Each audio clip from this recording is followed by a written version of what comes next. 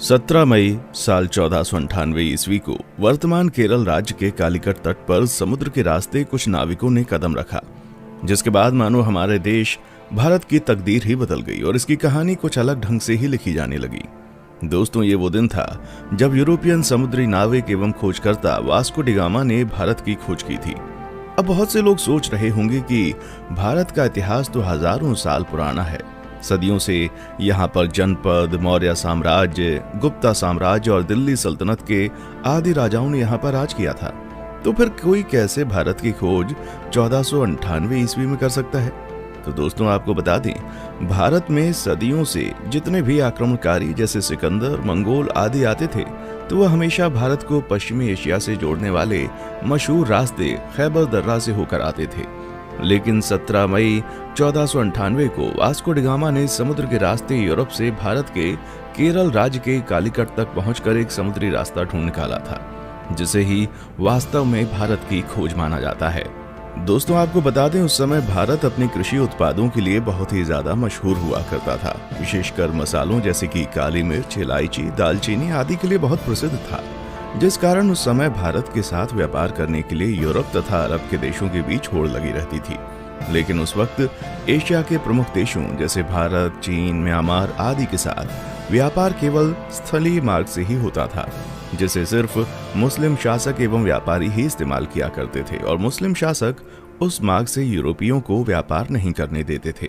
लेकिन जब यूरोपीय लोग भारत में आने के बारे में और यहाँ की दौलत के बारे में सुनते थे, तो वे भारत पहुँचने के लिए और भी उत्सुक हो जाते थे। इसलिए व्यापार मार्ग की समस्या को खत्म करने के लिए कई यूरोपीय देशों ने यूरोप और भारत के मध्य एक समुद्री मार्ग खोजने का प्रयत्न शुरू कर दिया।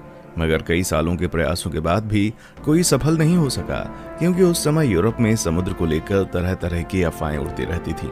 जैसे कि कई लोगों का मानना था, अगर समुद्र में नाव को बहुत दूर तक ले गए तो नाव समुद्र के अंतिम छोर पर जाकर गिर जाएगी। इसलिए कुछ नाविक समुद्र में बहुत लंबा सफर नहीं करते थे।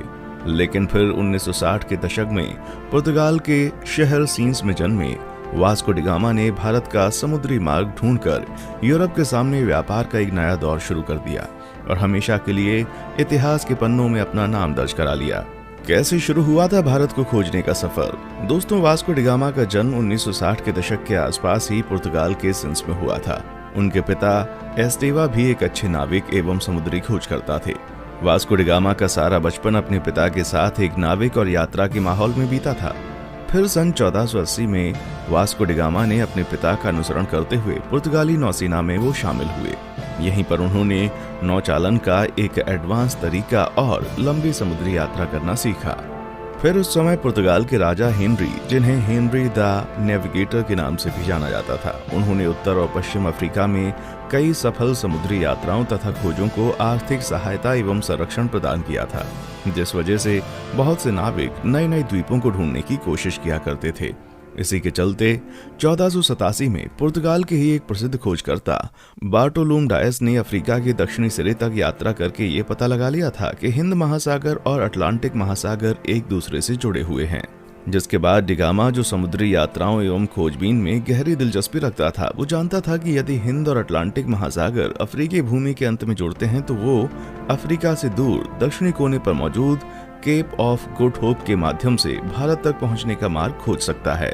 जिसके बाद 8 जुलाई 1497 को वास्को डी गामा ने 4 जहाजों और 170 आदमियों के दल के साथ पुर्तगाल के लिस्बन शहर से अपनी यात्रा शुरू की। वो खुद 200 टन वजनी सेंट गैब्रियल नामक जहाज में सवार हुआ और अपने छोटे भाई पाउलो को सेंट राफेल नामक जहाज का नेतृत्व सौंप दिया। फिर कुछ दिनों के बाद उनका जहाजी बेड़ा इस समय के मोरक्को देश के निकट स्थित कैनरी द्वीप से गुजरते हुए केप वर्दे द्वीप समूह पहुंचा और वहीं 3 अगस्त तक रुका रहा।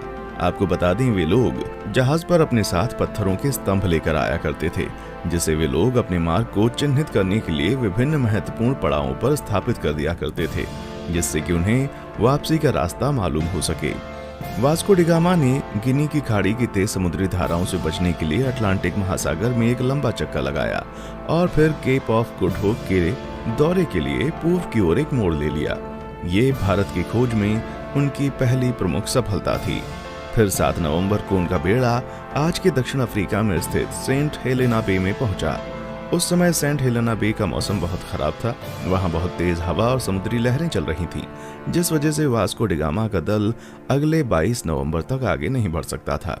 लेकिन फिर भी कुछ दिनों बाद मौसम अच्छा होने पर उन्होंने यात्रा करना शुरू कर दिया और वे केप ऑफ गुड होप पहुंच गए, जहां पहुंचकर उन्होंने इस जगह का अच्छे से दौरा किया। दोस्तों, आपको बता दें, जब Vasco da Gama Cape of Good Hope नामक स्थान पर पहुंचे तो तभी उन्होंने महसूस किया कि उसका भारत तक मार्ग खोजने का सपना हकीकत में तब्दील हो सकता है। और फिर मार्ग को चिन्हित करने के लिए पहले की भांति वहां एक पत्थर का स्तंभ स्थापित किया और फिर आगे की यात्रा की तैयारी करने लगे। केप ऑफ गुड होप के आगे की यात्रा उन्होंने 8 दिसंबर को शुरू की थी और क्रिसमस आने तक वे दक्षिण अफ्रीका के नटाल तट पर पहुंच गए। अलग अलग नदियों को भीतर और बाहर से पार करते हुए डी गामा का बेड़ा धीरे धीरे मोजाम्बिक की ओर पहुंचना शुरू हुआ। इस बीच वे लगभग 1 महीने तक कहीं पर रुके और जहाजों की मरम्मती का काम किया। फिर 2 मार्च 1498 को डी गामा का बेड़ा मोजाम्बिक द्वीप पर पहुंच गया। जब डी गामा अपने दल के साथ मोजाम्बिक की धरती पर उतरा और वहां के निवासियों से मिला तो उन्हें लगा कि ये पुर्तगाली जहाजी भी उन्हीं की तरह मुसलमान है, इसलिए उन लोगों ने उनकी खूब मदद की। डी गामा का मोजाम्बिक में पड़ाव डालना काफी उपयोगी सिद्ध हुआ। वहां उसे समुद्र के किनारे बंदरगाह पर सोने, चांदी तथा मसालों से भरे हुए 4-5 जहाज दिखाई दिए। उसकी मुलाकात ऐसे स्थानीय लोगों से भी हुई जो कभी कभी भारतीय समुद्री तटों की यात्रा करते थे। इससे वास्को डी गामा को पूरा विश्वास हो गया कि वो उचित दिशा की ओर आगे बढ़ रहा था। उसे उस दिशा को समझने में भी मदद मिली जिधर अब उसे आगे बढ़ना था।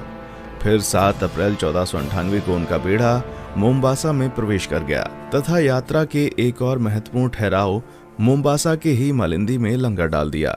मालिंदी में डी गामा की मुलाकात कांजी मालम नामक एक ऐसे गुजराती नाविक से हुई जो भारत के दक्षिण पश्चिम तट के कालीकट जाने का मार्ग जानता था। उस गुजराती नाविक के महत्व को देखते हुए डी गामा ने उसे भी मार्गदर्शक के रूप में अपने बेड़े में ले लिया और फिर अगले 20 दिन तक लगातार हिंद महासागर में चलने के बाद डी गामा को धीरे धीरे भारत के घाट और पहाड़ दिखने लगे। फिर 17 मई 1498 को वो भारत के दक्षिण पश्चिम में स्थित कालीकट के बंदरगाह पर जा पहुंचा। कालीकट में स्थानीय राजनयिकों द्वारा वास्को डी गामा का काफी अच्छी तरह से स्वागत किया गया। वो यहाँ लगभग अगले 3 महीने तक रहा और भारत के बारे में बहुत सारी महत्वपूर्ण जानकारियां इकट्ठा करता रहा। दोस्तों, वास्को डी गामा के भारत आने और उसके कालीकट में उतरने के बाद भी कई ऐसी घटनाएं हुई जिसके बारे में अभी भी लोगों में सहमति नहीं हो पाई है, लेकिन हम अपने किसी और वीडियो में उसके भारतीयों के साथ किए गए जुल्म और अत्याचार पर अलग से वीडियो बनाएंगे। इस वीडियो में हम सिर्फ उसकी यात्रा पर वीडियो बना रहे हैं। दोस्तों, यहाँ 3 महीने रहने के बाद वास्को डी गामा 2 साल से अधिक समय की यात्रा करते हुए 18 सितंबर को पुनः लिस्बन लौट आया। इस दौरान उसने लगभग 38,600 किलोमीटर की यात्रा की थी। और दोस्तों, आपको बता दें कि इस लंबी साहसिक यात्रा में उसके कुल 170 साथी थे, जिसमें से 116 की यात्रा के दौरान मृत्यु हो गई थी। वास्को डी गामा की इस उपलब्धि से पुर्तगाल के राजा बहुत खुश हुए थे तथा उन्होंने उसे दूसरी बार फिर से 1502 में भारत की यात्रा पर भेजा था। इतिहासकारों का मानना है जब डी गामा विभिन्न प्रकार के भारतीय मसालों और रेशम के साथ अपने देश पुर्तगाल लौटा तो उसने केवल मसाला बेचकर ही यात्रा पर खर्च किए गए पैसों से 4 गुना ज्यादा पैसे कमा लिए थे। दोस्तों, फिर 1524 में वास्को डी गामा की मृत्यु कालीकट में ही तब हो गई जब वो अपनी तीसरी यात्रा पर भारत आया हुआ था और कई इतिहासकारों के मुताबिक उसकी मृत्यु का कारण मलेरिया था।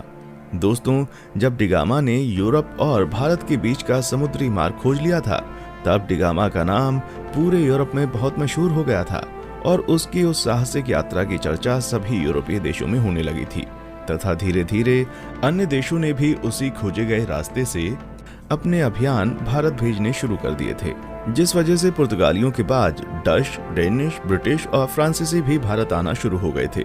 उसके बाद आगे के दशक में भारत में जो भी हुआ वो हम अच्छे से जानते हैं कि कैसे भारत इन यूरोपीय देशों की कॉलोनी बन गया। दोस्तों, आज के लिए बस इतना ही, फिर मिलते हैं एक और वीडियो में।